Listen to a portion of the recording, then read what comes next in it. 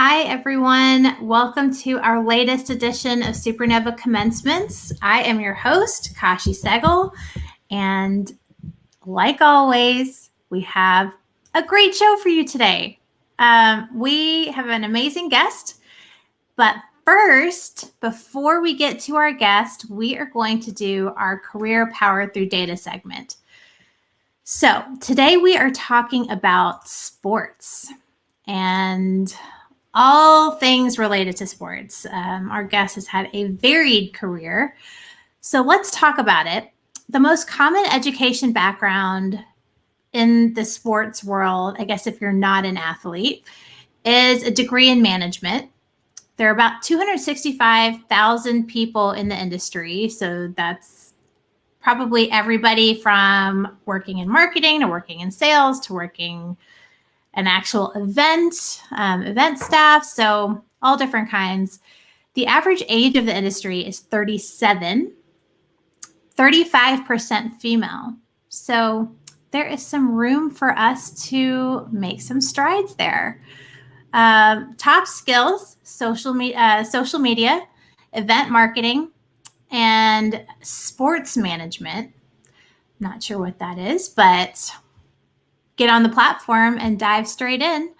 Also, there are skills that you can get better at to make a little bit more money. One of those is sponsors and the commercial side of things.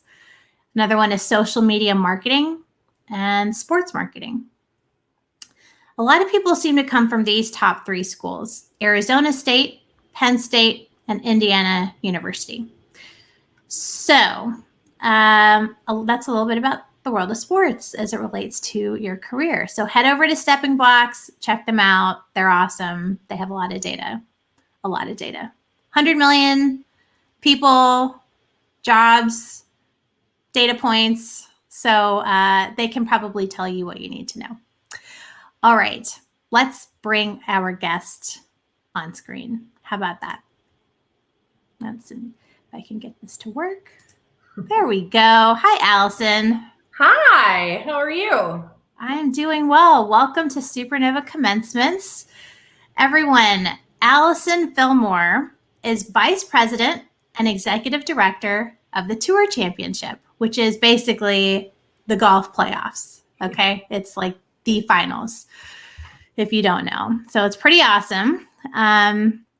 So we're very happy to have you today, and we'd love for you to kick us off by telling us where you're from and what you majored in, where you went to school. Give us an outlook on you as a student.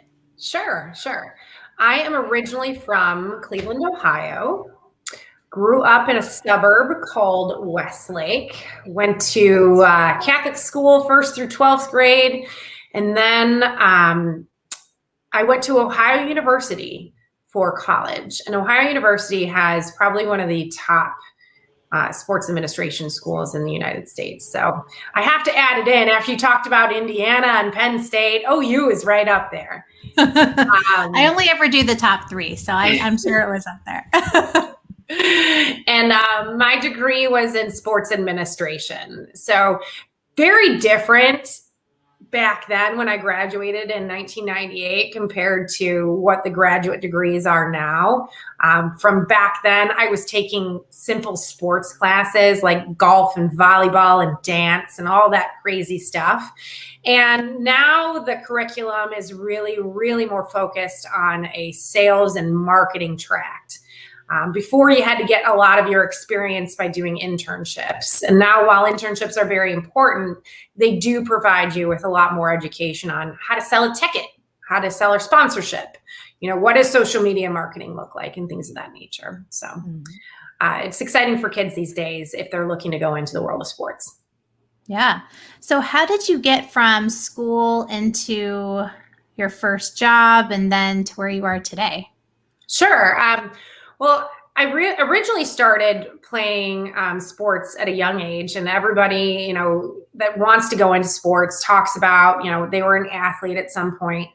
I was on the U.S. National Junior Racquetball team, and I trained at the Olympic Training Center multiple times. And I was always fascinated about sports and how they were put on. I've always played in events, but I didn't know the business of sport and why it was the way it was. So that's really what I was interested in. And I went to Ohio University, originally thinking I was going into broadcast journalism. I wanted to be a sports reporter, and realized that it was a really tough job. A lot of folks start off in these tiny, tiny towns, and while they're the cameraman, they're also, the reporter, and I wasn't ready for something like that. So I kind of changed my track a little bit and went into sports management. And from there, got an internship my senior year.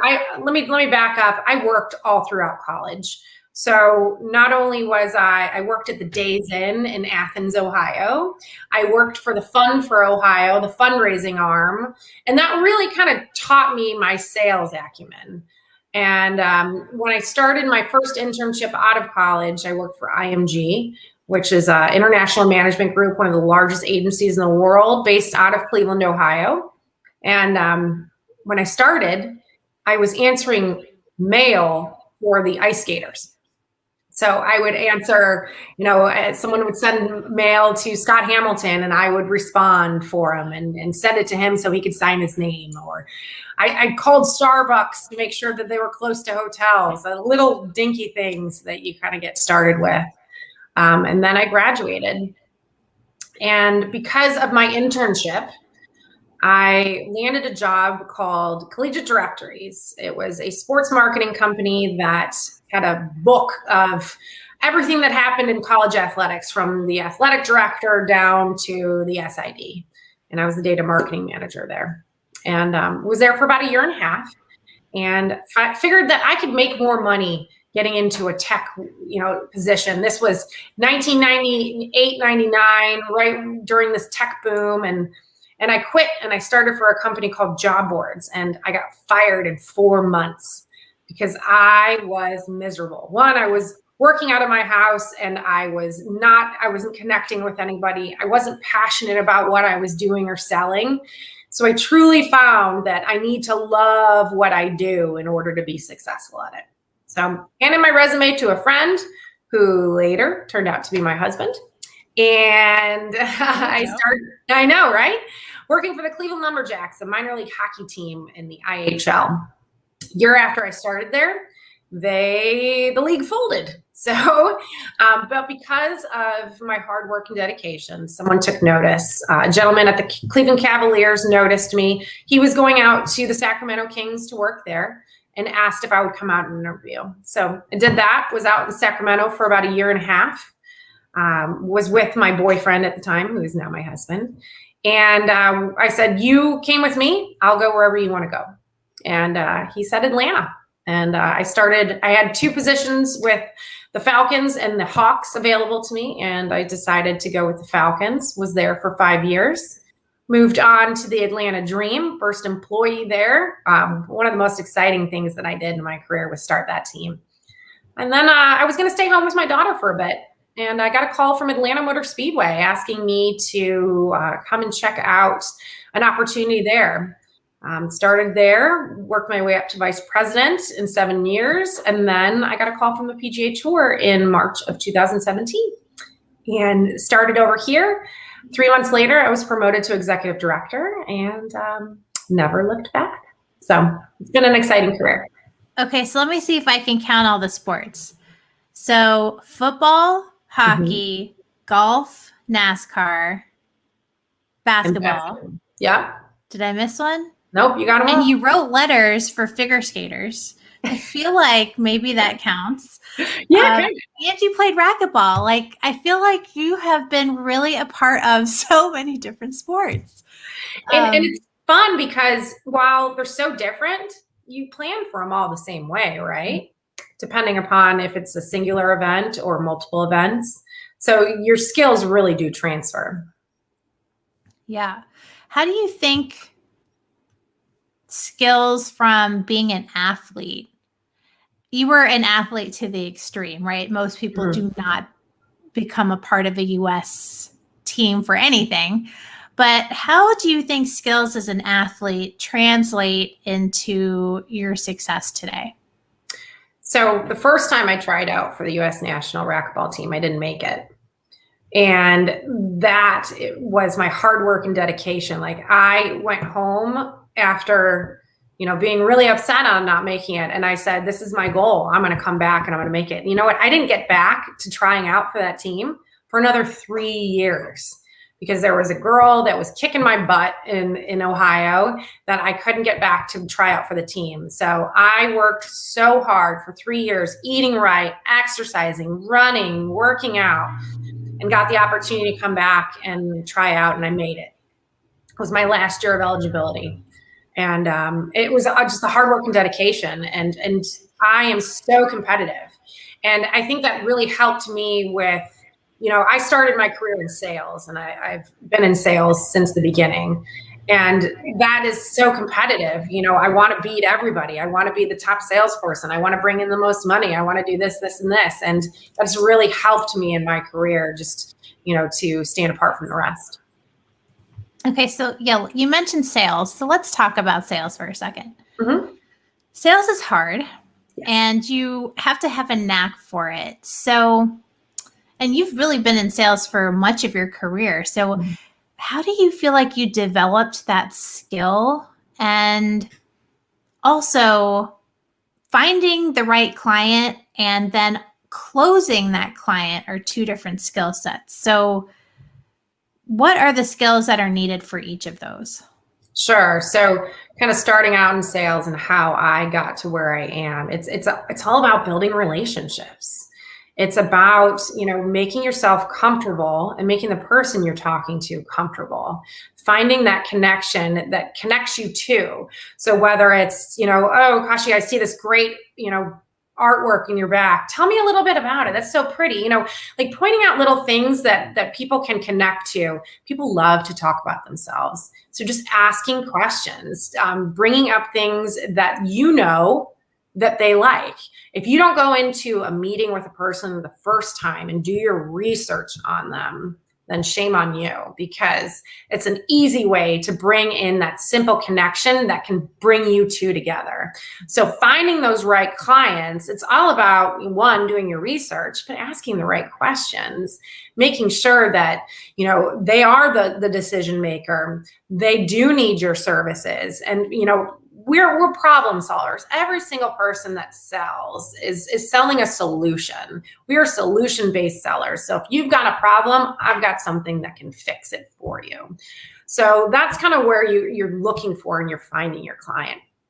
Closing them, it's again, doing your due diligence, making sure that you are providing what was asked of you. Listening is something that's super important when you're talking to clients, because a lot of times, especially females, I know me, I'm thinking about the next thing that I want to say and get out of my mouth. I'm not truly listening to that person. So being able to sit down and listen to that person, really finding out, they're going to give you the answer to that problem. Mm-hmm. You just got to provide then, your product to solve that solution. And so that's kind of how you can really translate that into closing that client, listening to their needs and providing them a solution for their problem. Yeah. Listing is a very important skill. Very. So you have risen through the ranks in organizations. You have gone from one organization to the next and really moved up positions. How do you get noticed? I mean, you can put your head down and do the work, but not everyone gets noticed in the same way. So how do you position yourself within an organization to be visible? Good question. And this is something I talk to my mentees about all the time, is that while networking outside your organization is very important, it's just as critical to network inside of your organization. So it's about getting to know all the people that make the decisions, and especially at the PGA Tour. So I'm a remote employee for the PGA Tour. Their headquarters are down in Jacksonville, Florida. I'm in Atlanta. So how do I do that? How do I network internally? I make trips to HQ quite a bit, but I pick out a person that I want to get to know and invite them to coffee, pick their brain on different situations and, truly build a relationship with them, because I want them to come to me if they have a question about the tour championship or they need anything specific there. And that will then keep me top of mind when they're looking at new roles or different positions within the organization that they're hiring for. Oh, Allison would be a great fit for this, always keeping those relationships open. I do the same thing for my staff too. So, in this world of COVID, we've gotten all virtual. So I have staff meetings once a week, and I try to bring in different people from the tour to introduce to my staff, but also for them to get to know them as well. And it's just going to help them down the road as they're looking to grow their career and get to know different people, that they can reach out to this person and say, oh, I met you here, help me with this, this, and this. It just helps open so many doors. So that's the best advice I can give in terms of, getting noticed, is really that internal networking is something that's very important for your career. Yeah, people often forget about that internal network. So that's a great point.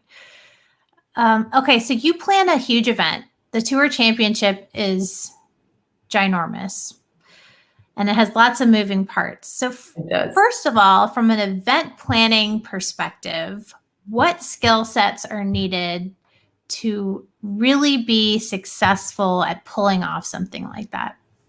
Multitasking. Multitasking is something that is very important. Being organized, something that's very important. The great thing about me is that I have an awesome team, and I couldn't do it all on my own. So there's kind of three major buckets that we focus on for the Tour Championship. And that is our operational build, our tournament services, and then our sales. So I have three people that kind of run those areas, and then we work together for planning purposes and such. So, and it's really about just really knowing your job, being organized, multitasking, but also kind of knowing when to step in and knowing when to step away. I think it's really important that not to micromanage my team, being able to understand where their strengths are, where their weaknesses are, and being able to complement those with different people. So maybe one person works really well in one area and one doesn't.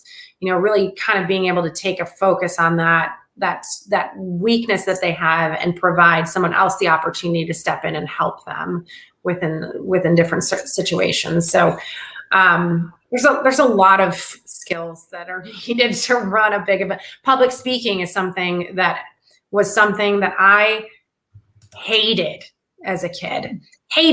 So my freshman year at OU, I was supposed to take, Inco 101, and you were supposed to get up and give a speech. I pushed it off to my junior year. I was scared to death to get up and speak in front of people, to the point where I drank a beer before I actually gave my speech, because I was told that would calm me down. And now I do it all the time. I get up and I love to talk to people. So it's without the beer, right? Yes, I can do that without the beer now. Thank goodness. But it's one of those skill sets. I mean, I'm kind of like the face of this event. So I have to be able to, on a moment's notice, be ready to spew any talking point possible about my event, about what's going on in the city of Atlanta, about, a player or such. For example, when Tiger Woods got hurt, I got 5 phone calls from local media asking me to comment on his injury. Now, I did not comment on his injury because that's not who I am. But, you've got to be ready for those little things that pop up where people out of the blue are going to call you. What is your stance on this? And be poised and ready to speak about it and being very knowledgeable on the topic as well. So I know I just rambled for the last 10 minutes, but there are a lot of skills you need in order to be successful kind of running an event. Yeah. So let's talk about running an event that gets shifted in a big way. So when things got shut down in March, given that your event is in September, you were in full swing planning mode. Oh, yes. And had to just stop on a dime and figure out how to navigate the situation. So how did you navigate that for the business and for the team and personally? I mean, was it frustrating or a lot of work, more work? How did you handle it? Absolutely. So I can remember it was March 12th and we had an event at East Lake, a prospecting event. And we were watching the Players Championship. And I can remember we had all these CEOs from all over Atlanta. And people were still kind of hugging and just maybe starting the elbow thing. And I was sitting on the back terrace and I got word that they were canceling the Final Four. And I said, oh my God. And I went back to my office after everyone cleared out. I was talking to my boss. He said, Allison, we're canceling the Players Championship. And I was like, wow, something's happening here. So I called my entire staff. I said, stay home the next day. And from then on, we had worked from home since that day of March 13th. I have to say that my staff was amazing. They were all super resilient and they were ready to go at a moment's notice. However, we really had to think about what was happening with our event. So the first thing that happened was they canceled the next 8 events on the PGA Tour. So we knew we wouldn't fall within that area. So we were starting to think of how could we put on this event and be safe and healthy with fans and our players. Well, the fan part kind of fell by the wayside because we knew we couldn't do it in a safe way. Working really closely with the city of Atlanta, they were very helpful in guiding us on how we could do every little thing that we did. Ultimately, the great thing about the PGA Tour is that our fans drive our charitable donations. Every single tournament gives back to charity. And really, it took that opportunity away from us because we couldn't have fans. So we really got creative and created a charity event where we had Vince Carter and Jerome Bettis come out and play 9 holes against 2 of our golfers, Ryan Palmer and our Payne Stewart Award winner, Zach Johnson. And we raised over $1 million within the Atlanta community just out of that event. So, you know, you gotta, sometimes you get into these situations and it's a negative. You've got to figure out ways to make it positive. And that's what we did. We came back and we rallied and we were able to donate over $3.5 million back to the East Lake Foundation. Just, you know, being the PGA Tour as it is and working with our clients that have already spent a ton of money with us about getting them to keep it in-house and donate it back to the organization. We really, truly were so lucky to have the amazing Atlanta business community support us and our amazing partners. So it was a very tough. It was really hard because not only was I doing it from home, but my kiddos were at home. My husband was at home. You know, you've got to completely just redo everything in your world.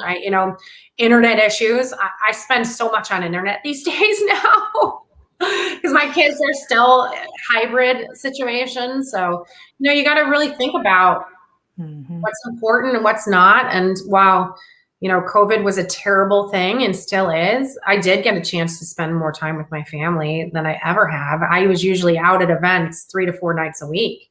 Now it stopped on a drop of a hat. And I had to really, gave me an opportunity to be with my children and my husband. And, you know, you got to look at it at a silver lining in everything.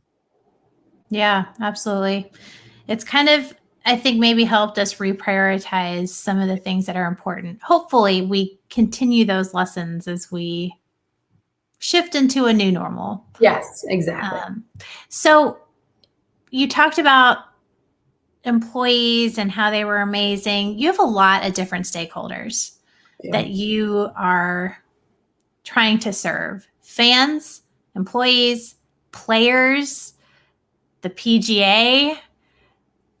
How do you manage all of these different stakeholders and keep them all happy when they have maybe competing needs or interests or desires? Yeah, no, absolutely. Look, prioritizing is something that's really important in this role. We work for the players. So we are a 501c6 organization. It's a membership organization. So the PGA Tour works for our players. So they are our focus. And what we do is we create events in order to drive participation within the PGA Tour. And then we give back in the communities in which we serve. So yes, I've got my players that, which I'm lucky, honestly, because most tournaments have to recruit players.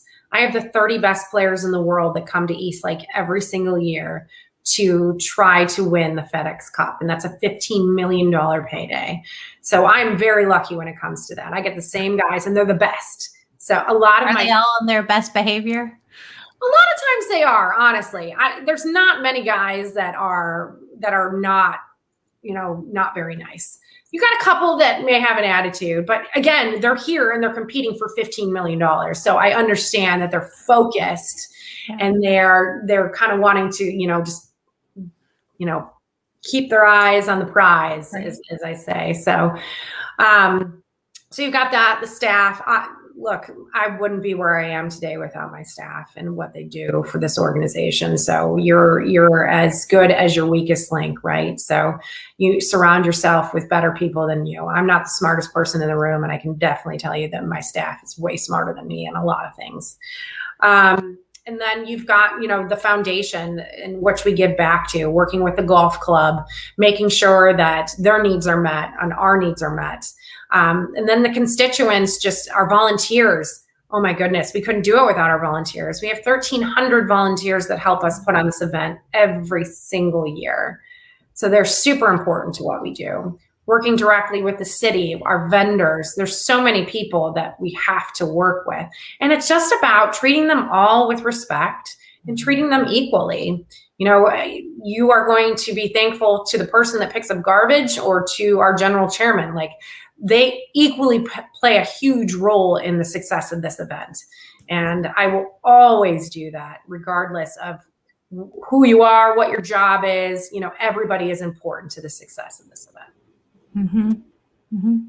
What do you think the most important attributes are of a leader today? Of a leader today is empathy. Also the ability to listen. The ability to know when you need to make a change. Change is something that people hate, and it's critical to the success if you want to keep innovating and being a better event. But I would have to, I keep going back to the whole listening thing. You never know, if you don't listen to your employees, you never know really what they're thinking, what their wants are, what their needs are. So I think listening is probably one of the most important attributes of being a leader.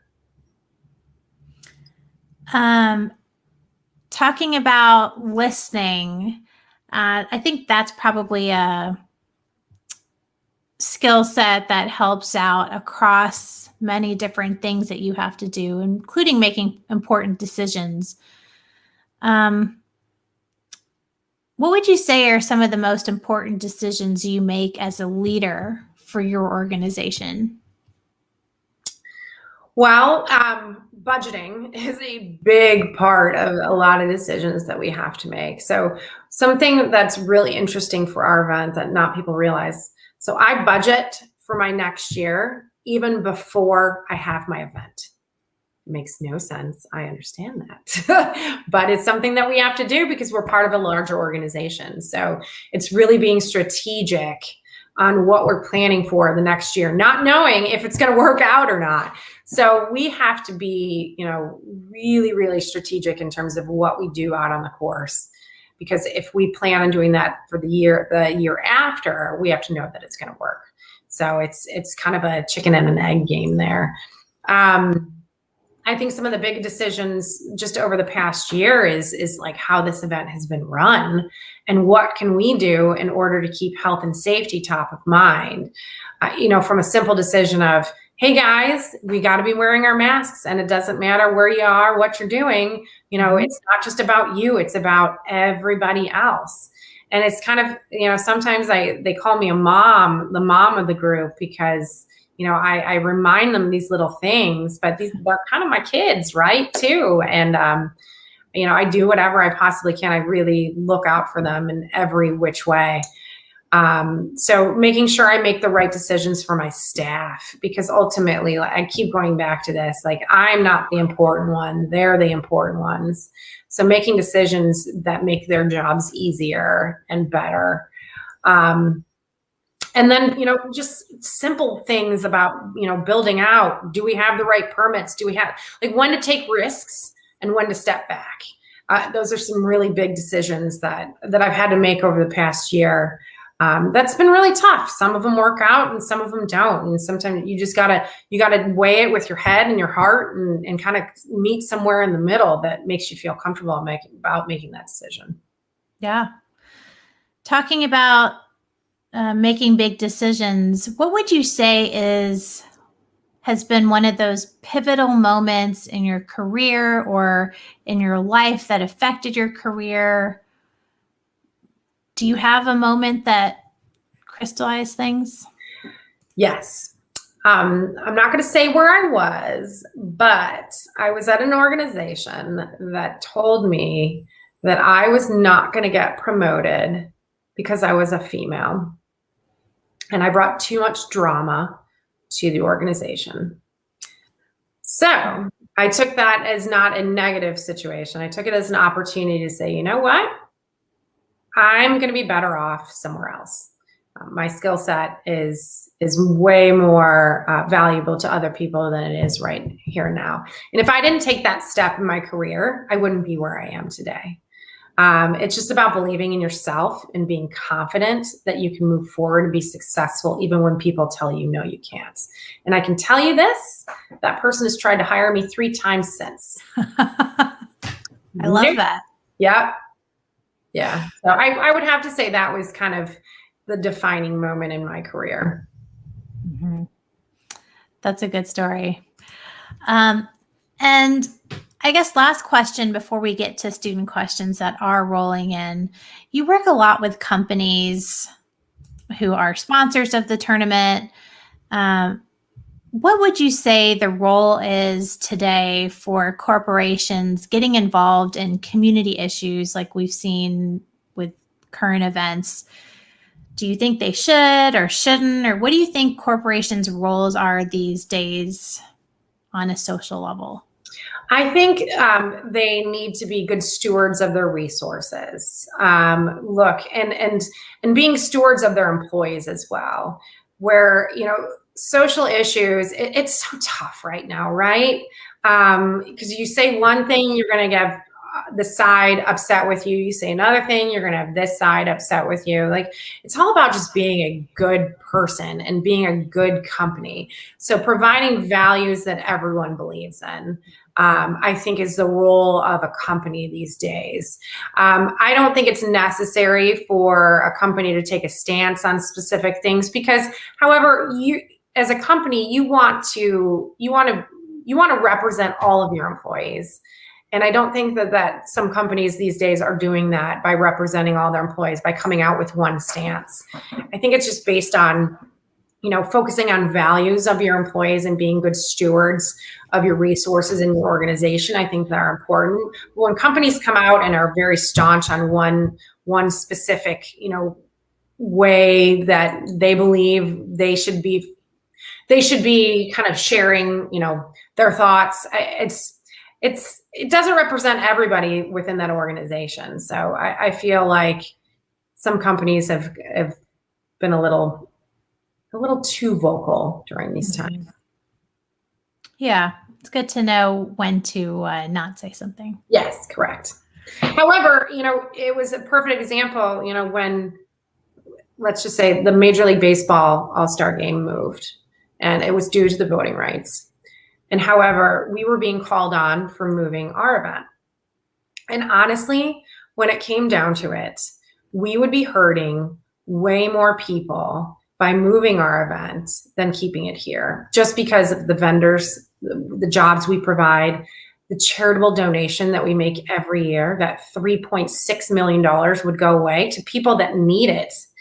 And it just, it's about knowing, like you said, knowing when to say something and knowing when to stay quiet. Or how to say it. Exactly. Maybe there's a better forum or way or something. Yeah. Exactly. So moving into some student questions that are coming in. Let's start with maybe an easier one. I think this might be, maybe not. Allie would like to know, what is your favorite sport? And what sport have you not worked in that you would like to? Baseball. Yeah. I grew up baseball has been my jam. I love baseball, and it's the memories that I have of going to Cleveland Indians baseball games at Jacobs Field with my stepdad. Were some of the most priceless memories that I have. So that's a sport that I absolutely love. And I've never worked in it. My husband used to work for the Braves. He worked there for about 7 years. My kiddos, they play softball. So I love going to the ballpark and watching them. In fact, I'm an assistant coach on one of their teams. So, and baseball is one of the only sports that I haven't worked in. So baseball. That felt like an easy one. Okay. I'm happy that we started easy. Okay. Kishandra would like to know, how do you encourage creative thinking within your organization? We do a lot of brainstorming, honestly. I like to, now let's go pre-COVID when we were all together. For example, I had a sales rep come to me and say, Allison, I really want to pitch this company. However, I don't know what to pitch them. So let's sit down and let's brainstorm. When are, certain seasons that this company falls within? Are they busy during this time? Or, what are the issues that keep them up at night? Coming up with creative ideas and just sitting down and turning everything else off, turning your phone off, turning your computer off, and just having that interpersonal communication within people, within your group, and really sitting down and focusing on that one thing. And then a lot of times too, I'll bring in candy or soda or like little squishy balls, just like stress relievers and stuff, to just get creative juices flowing. So it's just about that, sitting down and brainstorming. We love to do it and just throwing things at the wall. Sometimes they stick, sometimes they don't, but way better off, sitting there and collaborating together than just one. How did you do that virtually? Zoom. We did everything by Zoom. Microsoft Teams. We did. I did fun things like, okay, everybody, show up in your craziest hat and let's talk about this. Just like silly things. You got to get creative during this time frame, right? And I also pushed it back on the team and said, okay, well, people are getting Zoom fatigue. What are you doing to be creative in terms of getting in front of these people? So we come up with ideas like top 10 reasons why you should call me back, or, sending, just being creative and getting in front of people. Breakup emails. If you're in sales and you don't have a good breakup email, then you're doing things wrong. Just basically saying, peace out, connect with me when you're ready. I'm not going to bug you anymore. And a lot of times people will be like, wow, I'm sorry. I didn't mean to, not talk to you. But it's just about being creative and thinking outside the box. And like I said, I encourage that a lot with my team, because we're a small event compared to a lot of, the Falcons, the Braves, the Atlanta United. So we've got to be different in order to stand out. Mm-hmm. Sophia has a question about hiring. Okay. When faced with two equally qualified candidates, how do you determine whom to hire? So I really try to see how they interact with people. I also, not only do I interview them, I put them through kind of the car wash, as we call it at the PGA Tour. I ask them to meet with everybody on my staff, because culture is so important. I don't want to put somebody in a role that I know is not going to get along with somebody on my team. So it's about getting that feedback from the rest of the staff that would help me with those two equally qualified candidates. Good question. Mm-hmm. Yeah, these are good questions. Diego would like to know, can you name a person who has had a big impact on you as a leader maybe as a role model or a mentor? Okay, I have two. My mom is one. My father passed away when I was 17, and my mom worked multiple jobs to get me through Catholic school, to get me through college, to get to where I am today. She started off running a large organization. My parents got divorced when I was young, and she worked as a bank teller. She worked and sold shoes at Dillard's at night, and then worked her way up to a vice president at that bank before she retired. So I think my mother is just a superwoman, and I think I get my work ethic from her. One of my mentors was a gentleman that hired me at Atlanta Motor Speedway. His name is Greg Walter. He is the general manager for Charlotte Motor Speedway right now. And I've never met someone that just cared so much about their employees. Very empathetic leader, would never ask anyone to do anything he wouldn't do. And that's kind of how I lead. Like, I wouldn't ask anybody to do anything I wouldn't be willing to do, from lifting a box to picking up trash, to, you name it. I'm right there with my staff. So I would have to say, Greg and then my mom. Great answers. Mom's always a good choice. Yeah, she's pretty special. Yeah. Okay, Tyler would like to know, what advice would you give a new employee going into a leadership position for the first time? I would, one, have them interview some leaders that they admire about their traits, what has worked for them, what hasn't worked for them. You learn a lot from failure. And it's a great opportunity to really learn from other people that are pretty vocal about, what worked and what didn't. So I would definitely do that. Read. I can't tell you how many books that I have on my desk right now about leadership. I'm constantly reading books all the time. If you're not doing 10 pages a day just on self-management or self-help or leadership or anything of that nature, you should be. That's super important. Always be learning. You can always get better at what you do. And then again, it's listening. It's listening to people, and it's, how you lead is important, but how others want to be led is also important. So talking to your team and finding out, what motivates them, what don't they like, what do they like, and, managing to your employees. Not every single person is the same. And I've really learned over the past kind of 10 years that you can't manage everybody equally. Everybody is different, and they want to be managed differently. So you've really got to get to know your employees before you can really be a good manager. Mm-hmm.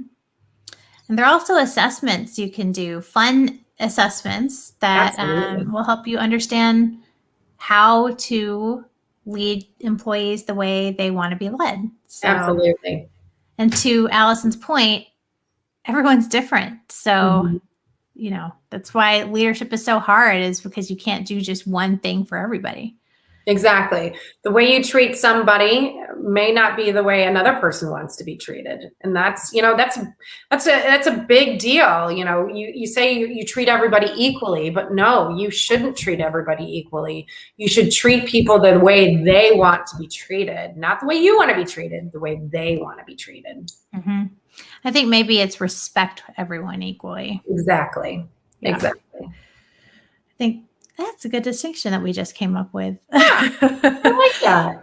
All right. Aditya would like to know, what traits or skills are most lacking amongst leaders today? Good question. I'm going to go back to the listening part. Another thing that drives me crazy, and it's when, like, for example, you're going out to lunch with somebody and they pick up their phone and they're staring at it while you're trying to have a conversation with them. And it goes the same for leaders, because a lot of times if I have an employee in my office, I'm not going to look at my phone. I'm not going to let my watch ding. I want full attention from that person. And I don't think that a lot of people do that these days, just because there's so many distractions around them. So I would have to say that is a big one. Another one that I think that has been kind of lost within the last couple of years is the thank you note. It goes so far. And even in my role, I at least send 3 to 4 personal handwritten notes out a week, just because, again, it's being different than everybody else. And it's kind of gets lost with, one, you don't know where anybody's working anymore because they might be at home, they may be in their office. But 2, just to get something in the mail makes you feel special. And you actually took the time out of your day to write a note to somebody. It goes a long way. That's such a great point. It does make you feel good when it's not a bill and it's not, mailers and like coupons and stuff. Exactly. It does make you feel really good to get something that somebody took the time. Exactly. And that's what it's about. Somebody investing time in you, even if it's a few minutes. Exactly. It's so meaningful. Okay. 2 more questions. All right. Adam wants to know what golf can teach you about life. Golf can teach.